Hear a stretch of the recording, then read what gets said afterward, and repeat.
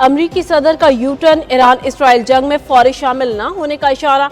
Trump ने Iran पर हमले का फैसला 2 हफ्तों के लिए मौखर कर दिया। तर्जुमान व्हाइट हाउस के मुताबिक ईरान के साथ मुस्तकबिल करीब में मुमकिन मुज़ाकरात के इम्कानात को रद्द नहीं किया जा सकता। अमरीका तनाज़ा के तमाम पहलुओं पर गहरी नजर रखे हुए है। हमले के लिए कांग्रेस से मंजूरी लेने का जवाब देने से गुरेज। अमरीकी सदर डोनाल्ड ट्रंप ने ईरान पर हमले की खबर मुस्तरद कर दी। कहा, ईरान पर हमले का मंसूबा मंजूर नहीं किया। अमरीकी अखबार को मालूम नहीं मैं ईरान के बारे क्या सोच रहा हूँ।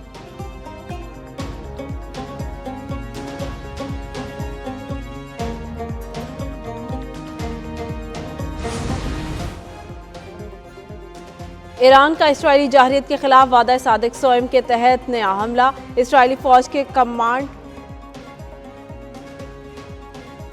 अमरीकी सदर का यू टर्न, ईरान इसराइल जंग में फौरी शामिल न होने का इशारा। ट्रंप ने ईरान पर हमले का फैसला 2 हफ्तों के लिए मौखर कर दिया। तर्जुमान व्हाइट हाउस के मुताबिक ईरान के साथ मुस्तकबिल करीब में मुमकिन मुज़ाकरात के इम्कानात को रद्द नहीं किया जा सकता। अमरीका तनाज़े के तमाम पहलुओं पर गहरी नज़र रखे हुए है।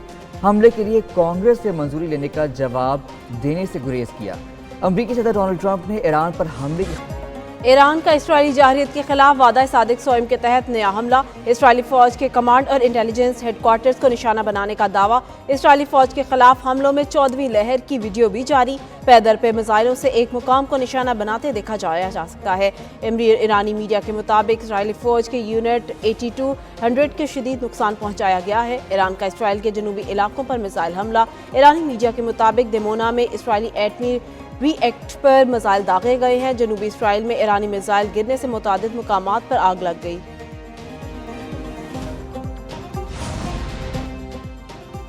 हिजबुल्लाह ने भी खामोशी तोड़ दी। नईम कासिम का ईरान के साथ मुकम्मल यकजहती का ऐलान। ईरानी सुप्रीम लीडर को कत्ल की धमकी, पूरे खित्ते के अवाम के खिलाफ जारहियत करार। नईम कासिम बोले, ईरान के जायज़ हकूक़ और आज़ादी के साथ खड़े हैं। अमरीकी इसराइली जारहियत का मुकाबला करने के लिए मुनासिब इक़दाम करेंगे।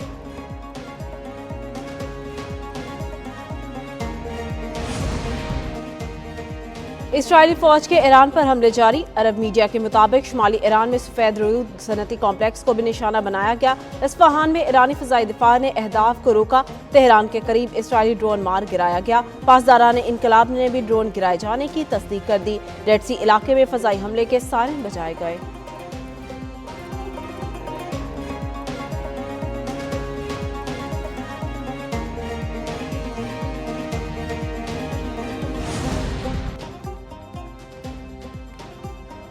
ब्रिगेडियर जनरल मजीद खादमी पासदारान इनकलाब के इंटेलिजेंस के नए सरबराह मुकर्रर। ईरान ने आला सतह पर इंटेलिजेंस क़यादत में तब्दीली का ऐलान किया। मजीद खादमी का तकर्रुर मौजूदा सूरत हाल के पेश नज़र किया गया।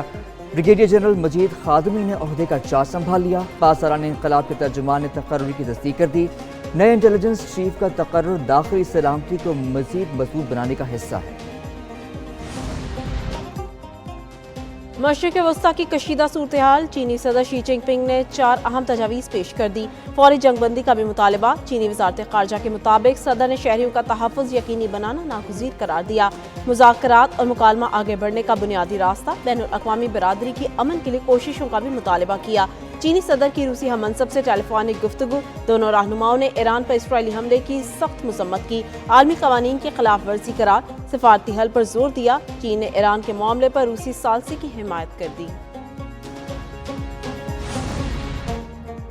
ईरान इसराइल जंग रुकवाने के लिए सिफारती कोशिशें तेज। जर्मनी, फ्रांस, बरतानिया, यूरोपीय यूनियन और ईरान के आज मुज़ाकरात। जौहरी प्रोग्राम और इसराइल से कशीदगी पर बातचीत होगी। माहिरीन की सतह पर स्ट्रक्चर डायलॉग होंगे। जौहरी मामले पर यूरोपीय वज़राए ख़ारजा ईरानी वज़ीर ख़ारजा अब्बास अराग़ची से मुज़ाकरात करेंगे। तेहरान की दरख्वास्त पर सलामती काउंसिल का इजलास भी आज तलब। अल जज़ीरा के मुताबिक OIC का अहम इजलास हफ्ते को इस्तांबुल में होगा। इजलास में ईरानी वज़ीर ख़ारजा अब्बास अराग़ची की शिरकत मुतवक्के। इजलास से तुर्क सदर भी खिताब करेंगे।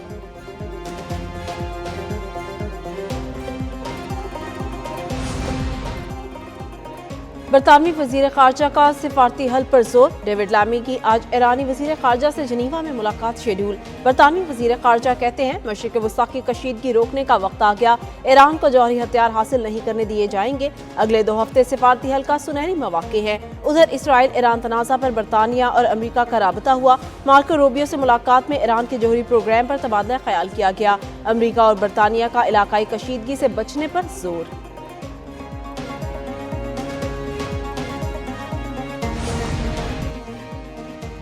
اسرائیلی ٹھکانوں پر ایران کے جوابی حملے، تہران میں شہریوں کا حوصلہ بلند۔ اسرائیلی جارحیت کے خلاف اور ایرانی فوج سے اظہار یکجہتی کے لیے گاڑیوں کی ریلی نکالی گئی۔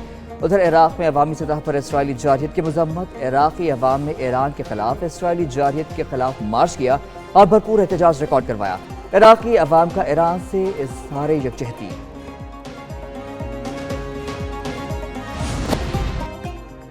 کیا سپریم کورٹ کچھ بھی کر سکتی ہے؟ کل کو پھر ہم کہہ دیں گے کہ وزیر اعظم فارغ ہیں۔ سپریم کورٹ کے جسٹس جمال مندوخیل کے مخصوص نشستوں کے کیس کی سماعت میں ریمارکس۔ پوچھا، کیا سپریم کورٹ کو ہر کیس میں بے پناہ اختیارات حاصل ہیں؟ مخصوص نشستوں کے فیصلے میں کیا آئین و قانون کی خلاف ورزی ہوئی؟ وکیل سلمان اکرم راجہ نے کہا، مخصوص نشستوں کے فیصلے میں کسی قانون کی خلاف ورزی نہیں ہوئی۔ عدالت کی ذمہ داری ہے کہ بنیادی حقوق کی حفاظت کرے۔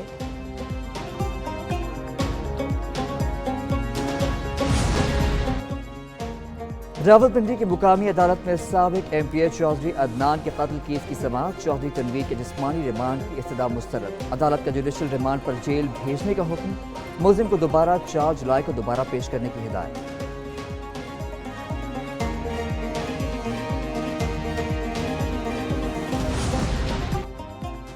کراچی میں فلیٹ سے سینئر اداکارہ عائشہ خان کی 1 ہفتہ پرانی لاش برآمد۔ خاتون گھر میں اکیلی رہ رہی تھی۔ گھر سے بدبو پھیلنے پر علاقہ مکینوں نے رشتہ داروں کو اطلاع دی۔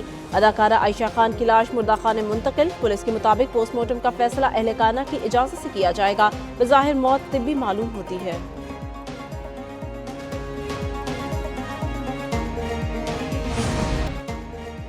ملک بھر میں پری مونسون سیزن کا آغاز، گرمی کی شدت کے خاتمے کا امکان۔ صبح سویرے ظفروال میں موسلادھار بارش سے موسم خوشگوار، لاہور میں بھی بادلوں کے ڈیرے۔ بلوچستان، پنجاب، کے پی، جی بی، کشمیر میں بارشوں کی پیش گوئی۔ سندھ میں کئی مقامات پر کل سے بارشیں متوقع، کراچی میں 25 جون سے 2 جولائی تک بارش کا امکان۔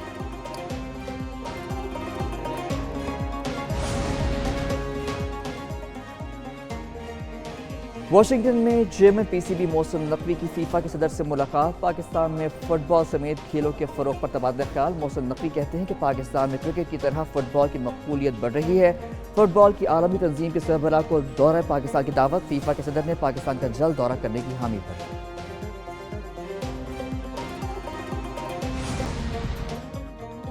پاکستان کی سیاحتی صلاحیت اجاگر کرنے کے لیے اقدام، مسقط کے باؤشر بائکرز شمالی علاقہ جات کی 10 روزہ مہم پر پاکستان پہنچ گئے۔ باؤشر بائکرز کو مسقط ایئرپورٹ پر پاکستانی سفارتی افسران نے رخصت کیا۔ گروپ 22 سے 28 جون تک پاکستان کے شمالی علاقوں کے دلکش مناظر سے گزرے گا۔ پاکستانی عوام کی مہمان نوازی بھی مہم کا اہم جز۔